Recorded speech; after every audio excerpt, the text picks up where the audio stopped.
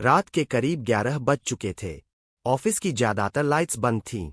सिर्फ एक केबिन में हल्की पीली रोशनी जल रही थी, जहां मैं, आर्यन, अपनी रिपोर्ट पूरी करने में लगा था। बाहर बारिश जोरों से हो रही थी। खिड़की के शीशों पर बूंदों की टपटप बस सन्नाटे को तोड़ रही थी। अब तो सब जा चुके होंगे, मैंने सोचा ही था कि पीछे से किसी की हील्स की आवाज आई। मैंने पलटकर देखा। वो थी रिया वर्मा, हमारी मैनेजिंग हेड। हमेशा की तरह आत्मविश्वासी, सलीकेदार और एक अजीब सी खूबसूरती लिए हुए। सफेद शर्ट, हल्का ग्रे ब्लेजर और खुले बाल जिनमें बारिश की नमी सी चमक थी। अभी तक गए नहीं, आर्यन? उन्होंने मुस्कराते हुए पूछा। आपकी रिपोर्ट पूरी करनी थी, मैम, मैंने कहा। इतना डेडिकेशन? या फिर कोई और वजह? उन्होंने हल्के इशारे में पूछा। मैंने भी मुस्कराकर कहा, शायद दोनों। वो कुछ पल तक मुझे देखती रहीं, फिर बोली, कॉफी लोगे? कॉफी मशीन से भाप उठ रही थी। वो कॉफी डालते हुए बोली, तुम्हें डर नहीं लगता इस सुनसान ऑफिस में? मैंने कहा, जब आप पास हो तो नहीं। वो हल्के से हंसी। तुम फ्लर्टिंग कर रहे हो मुझसे? सिर्फ सच बोल रहा हूं, मैंने कहा। कॉफी के साथ माहौल भी थोड़ा गर्म हो गया। हम दोनों वापस डेस्क पर आए और वो मेरी रिपोर्ट देखने लगी। उनकी उंगलियां पन्नों पर चल रही थीं और मैं उनके पास खड़ा था। उनकी खुशबू, बालों की हल्की लहर और आंखों की गहराई, सब कुछ कमरे की हवा में मिल गया था। ये हिस्सा थोड़ा सुधार सकते हो?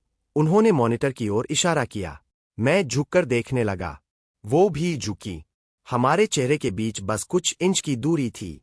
वो पल भर को रुकी, फिर बोली, इतना क्लोज आने की आदत नहीं है मुझे। मैंने मुस्कराकर कहा, कुछ आदतें बनानी पड़ती है। वो मेरी तरफ देखकर हंसी। वो हंसी किसी फॉर्मल मीटिंग की नहीं थी। वो एक इंसान की थी जो धीरे धीरे अपना गार्ड नीचे कर रहा था।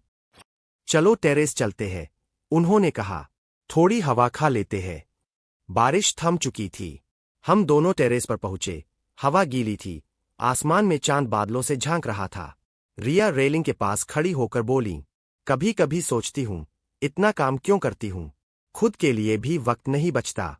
मैंने पास जाकर कहा, शायद इसलिए कि जब आप किसी को सब कुछ देती है, तो खुद को भूल जाती है। वो मुस्कराईं। और तुम मुझे इतना ऑब्जर्व करते हो? शायद जरूरत से ज्यादा, मैंने कहा। हवा का झोंका आया। उनके बाल मेरे गाल को छू गए। वो पल भर को ठिठकीं, फिर बोली, तुम्हें पता है, ये सब बहुत गलत लगता है। दिल कभी सही गलत नहीं सोचता, मैंने कहा। वो कुछ पल मुझे देखती रहीं, और उस एक नज़र में जितनी बातें थीं, उतनी तो 1000 शब्दों में नहीं कही जा सकती।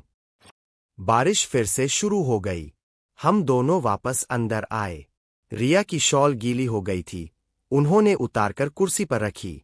वो थोड़ी ठिठुरी, तो मैंने कहा, आप चाहे तो मेरी जैकेट ले लीजिए। उन्होंने देखा, मुस्कराई।